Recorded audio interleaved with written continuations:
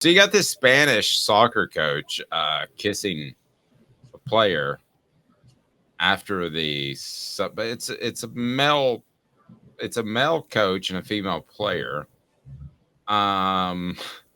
What's the craziest celebration that you can tell us about that you've been a part of, or what's the one post-game celebration you remember the most? Because like the Fiesta Bowl, for instance, I don't know what that was like after the game, but you may have had to hop on a plane. Some of the other great games that you won, you may have had to hop on a plane. But did you ever kiss a teammate after the game? Absolutely not. Why would you even ask me something like that? So what's the best celebration? And first of all, if you're on our YouTube channel, it didn't look anything like this. There we go. It wasn't that. But what's the best celebration? Just the feeling of camaraderie. You don't have to tell me about something crazy that may have happened, because goodness knows we were younger men back then and we did some things that we probably don't want to speak about publicly. But what was the best celebration that you remember? Maybe it was the national championship game. You know, one of my favorites, I have a few of them, but one is watching Peyton direct the band in Alabama. That was awesome because it had never happened before, and it was kind of impromptu, just kind of happened. You know what I mean? And now it's become like a staple of something that if you may have a big win, that's what you go and do as a quarterback now. So I think that was major, and just for it to be done in Alabama was awesome. You know, that was amazing. The other thing is we always sung in the locker room after the games. And, you know, we don't give a damn about the whole state of Florida or Alabama or South Carolina. It used to be hard for me to say Georgia because I was from Georgia, but those were things that were fun. But I remember a celebration that we were singing the song during the game as we were beating the crap out of Alabama. And we own Alabama. And that we sang their song to them on the football field every time the play was made. We own Alabama. So we were celebrating on the football field. Just wanted to know that we never lost to y'all, and we're leaving this thing 5-0 for the guys who were redshirted and 4-0 for the guys who came in and played as freshmen. So that was some of the best celebrations I've ever had on the football field. Outside of the football field, we'll just leave those where they are. So that was, and it was to the tune of Sweet Home Alabama. I used to have a version of that song, and I was chided for playing that on the air. My, how things have changed in talk radio. But it was We Own Alabama to the tune of Sweet Home Alabama. You did that on the field during the game? And listen, the first person I heard said they were playing the song at the stadium while we're on the field, and we're whooping their butt pretty good. And Deion Grant says, man, I like that song. Then he starts singing it. We own Alabama. So everybody on the football field, before they're breaking the huddle, we're screaming this song in the fourth quarter. We're singing the song to them on the football field. Given that and the Sean Alexander, that might be y'all's biggest trash talk game, I think, that you told me about, Fred. I feel like y'all were just so mean to Alabama that day. Well, I mean, for all these years, Tennessee hadn't beat Alabama. You know, when we get to school, it was over. We weren't scared of them. And that was, you know, I think that was a part of don't get me wrong, they had a lot of talent. A lot of guys who played NFL football. Fernando Bryant, still a really good friend of mine. Curtis Alexander was one of the other running backs on that team. He was a good friend of mine also. I mean, there's a lot of guys on that team that were amazing. So I look at it now and I say, man, Alabama was the biggest rivalry for most Tennessee fans. Not for me. And every time somebody brings up Alabama from around Alabama guys, and they always, you know, how good they are now, how many times they beat us, I always bring it up. I am part of a group that has never lost to Alabama.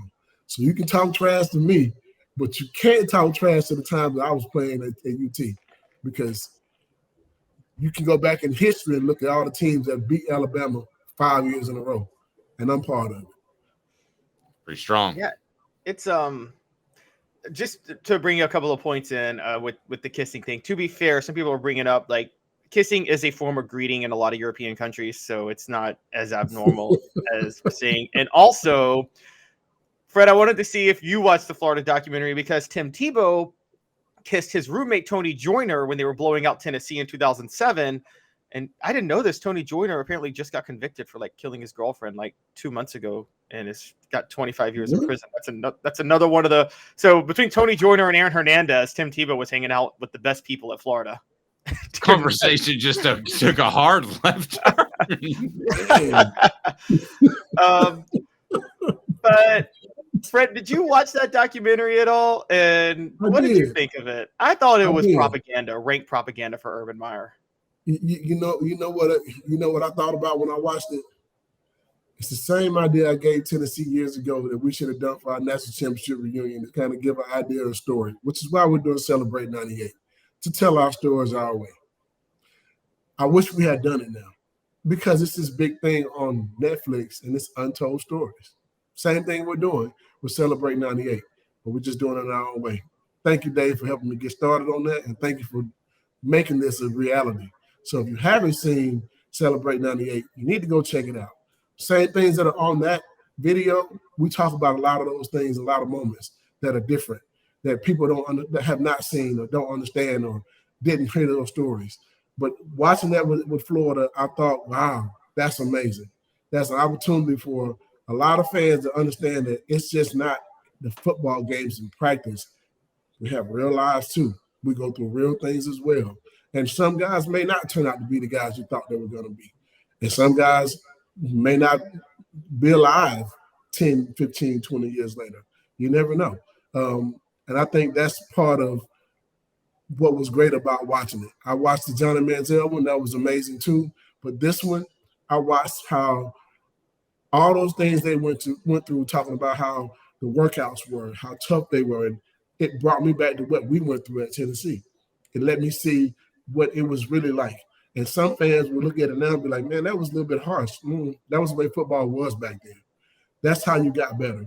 That's how you pushed to the next level and those type of things. So, I mean, even though it was the University of Florida, it showed what college football was like back when we played. So, and those guys played after me.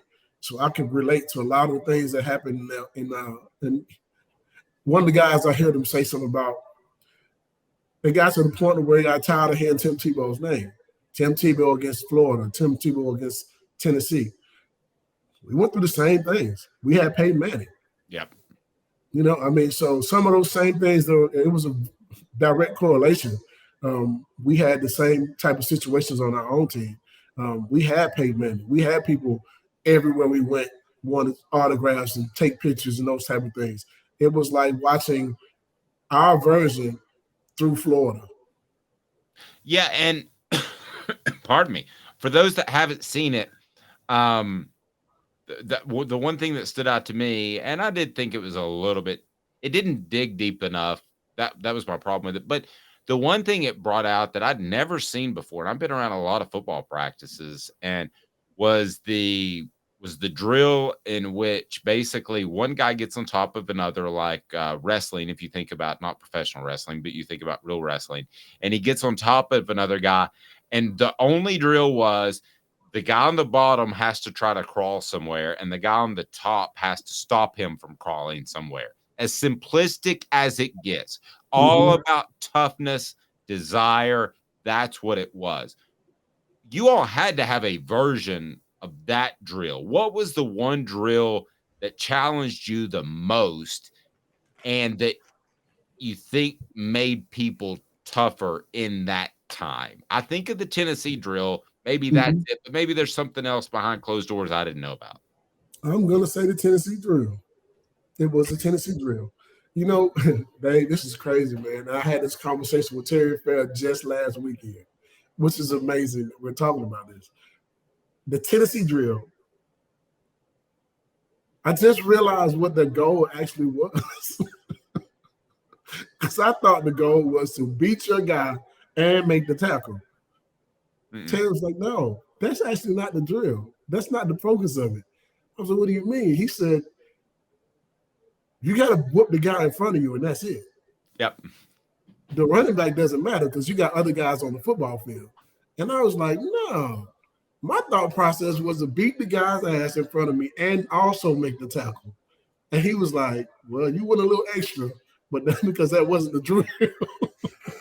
No, I can remember, because so much happens, especially when you're at practice and you're watching football practice. A lot of times the media has no idea what's going on. I like to think I'm a little above the average, but I mean, there are a lot of times you guys do stuff and you can't see from field level and you don't know. But I remember when you were on Tennessee's baseball field at Lindsey Nelson and you guys would do the Tennessee drill and we would have to sit up there in what was left field stands and you guys were in center field and we would have our binoculars. And the one time that I could come away with a solid opinion on something was the Tennessee drill and who won those drills. And I would say, that guy's a dog. That guy's going to play. That guy's tough. Now, some were, not able to pick up the offense or the defense or whatever. But as far as the toughness of it, I remember one, and this is a little random, but I remember Kelly Washington just standing up and being tough. And I know a lot of people don't like Kelly Washington, but I had a lot of respect for him after that drill because he didn't fade away from it. He took part in it. And there are countless other guys I could mention, but man, if you beat your guy in front of you, that was the guy that I kept my eye on for the rest of preseason camp. I hate to say these names, but it is true. It is what it is. I'm gonna call it like I see it. You get mad and upset, you do. Oh well. I watched John Henderson, who was the number one player in the state of Tennessee, and there's a guy by the name of Tim Hodges, and I love Tim. Don't get me wrong. I remember and he was the one. number one offensive tackle out of the state of Texas. I mean, both of these guys are behemoths. 6'7" is one and 6'8" the other. These are two of the biggest guys we've ever seen. And they are on the football field when they line up. And listen, we're trying to figure out, okay, who's the dog? Man, that ball snapped, and John Henderson drove him 20 yards back. It was like, oh, shoot. That's insane. I swear, I remember that one in my little in my little binocular sitting in the left field stands at Lindsey Nelson Stadium. And I'm talking about 320 pounds, 6'7", 320. And John Henderson, 6'8", 300. Listen, so they went again because Tim was like, nah, we're going to go again. Next snap, he drove him 30 yards. Fred's not exaggerating. He didn't go back like a couple yards and get his footing, get his cleats in, and hold his own. It was just lock out and drive. And I'm sitting there thinking to myself, I've never seen a guy that big on skates like that ever in my life. And I was thinking, of course, we all realized at that point, like, hey, man, we got a grown man as a freshman. Problem was he was a Prop 48. He couldn't play that year. Yeah. If John Henderson is able to play in 1999, hey, man, we were already dominant in football, on the defensive line anyway. But had he been able to play with us that year, ooh, Lord. Yeah. And I would also say this, I came away from that thinking so much for wondering if he can get low. Because that was the thing of being 6'7", 6'8", can he get low? And I came away from that saying that's not a problem. His bend's fine. I will say this too. It took him a while to get on the football field after that because 99 he was able to play, but it wasn't playing much because we had a good defensive line. You got guys like, and some of these names some people may not even remember, but of course, Darren Walker, Billy Ratliff, Jeff Coleman, Ron Green was one of the strongest guys on the football team. Ron Green did a really good job of beating the double team and those type of things. Sean Ellis, Corey Terry. Man, Fred Weary started out as a defensive lineman. Mm-hmm. And Fred Weary used to beat the double team and split the double team on a regular basis. He could have been an All-American defensive lineman, but he was really good on the offensive line as well. So I think that made it to the NFL and got drafted. So I think he made the right decision. But those guys were amazing up front. And all those guys were wrestlers, by the way, except for John Henderson didn't wrestle. But yeah, one of the reasons why he didn't get on the field in 1999 as much was because he was still playing with a higher pad level. But I think that changed in 2000, and you saw what type of season he had. I tell you what, if I had a son that wanted to play football, and he doesn't, he wants to make movies, but wrestling would be the thing that I would encourage him to do. Who was help me with this, Caleb? Who was the very, very, very good center? I'm having a brain freeze that played for the Packers for years. Scott Wells. Yeah, Scott Wells. He was a center, and he knew leverage. And he was also very talented, but he knew leverage. Caleb, close us out. Anything else, sir?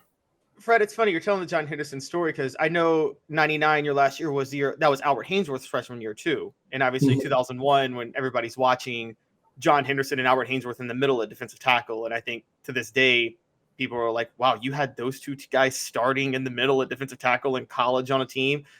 I know you say you saw it in Henderson.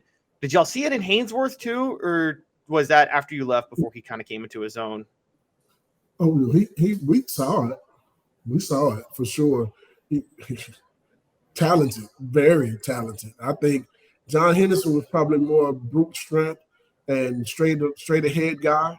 I think Albert Haynesworth was a guy who had all the moves to be 6'6", 300-something pounds. He was something you didn't see. You didn't see guys that big move that fast. I remember watching the University of Georgia had Richard Seymour and Marcus Stroud. John Henderson and Albert Haynesworth they were like the same of those. I mean, one guy was more brute strength, the other guy was just he had it all. He had all the moves you could have to be that big. He could spin move, he could beat you on the pass rush, he could, all those type of things. Dip and rip. John Henderson, I'm gonna beat your butt. Just line up in front of me. I'm gonna take my hands and I'm gonna drive you so far back in the backfield that's it. He was that type of guy. He was strong as an ox. But we watched them, we saw those guys, and we tell people all the time, hey man, listen, we had John Henderson and Albert Haynesworth on our team in 1998, and they barely touched the football field. They know how good the guys in front of them were. Yeah, and I remember what Coach told me. I was asking, I can't remember which coach it was, and that this is how quickly the Albert thing came out, much like the John Henderson thing. I said, what makes him anywhere close to as good as John Henderson? And because John, I think, was higher rated, and the coach said it was just that he hurts an offensive lineman every time he hits it. He had that fast twitch off the ball where it's like after a while, after getting hit hard 25 times, you got to be like, hell, this sucks. I mean, this is terrible. Yeah. He had that fast twitch, almost like I guess you would think maybe a defensive end getting off the line and rushing the passer, but that's what he had in the interior, which made him different, but they were both great, no question. Yeah, and I'm not going to tell you no lie, that doggone Albert Haynesworth was mean as a rattlesnake on that football field. He was mean as a rattlesnake. He wanted to whoop you. He wanted to make you feel like at the end of the game that you couldn't block him. John Henderson, it took him. If you beat John Henderson in a game, then you messed up. You might want to stalemate him first quarter. Just keep stalemating. If you ever get him for the rest of the game, he's going to give you so much effort. Because he does not want you to know that you beat him in anything. So that was the difference between those two. John, it took him a little bit to get going. If you felt like he played and did something dirty to him or whatever, the rest of the game, he's going to make you look bad. That was his motivation. When he got to the NFL, I mean, you look at it, he would have the defensive coaches, one of the trainers slap him. And he wanted them to slap him so hard that he knocked blood from his mouth before he got ready to go out on the football field. He needed something else to get to that point, right?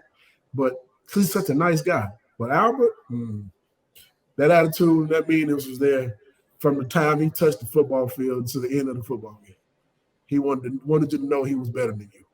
I could talk to you all day, but you've got people to put in good hands with Allstate Insurance. And I know you got work to do. Fred, again, if people need insurance, just Google Allstate and Google Fred White, and you'll be taken care of. We appreciate you, buddy. And when we talk to you next week, it will be a real Football Friday with Fred. So Yes. yeah, have a blessed weekend, sir. Fred's appearance brought to you in part again by our friends at Tennessee Cider Company. Go to tncidercompany.com. You can get fantastic cider delivered to your home. Use the promo code HAT. Use the promo code HAT.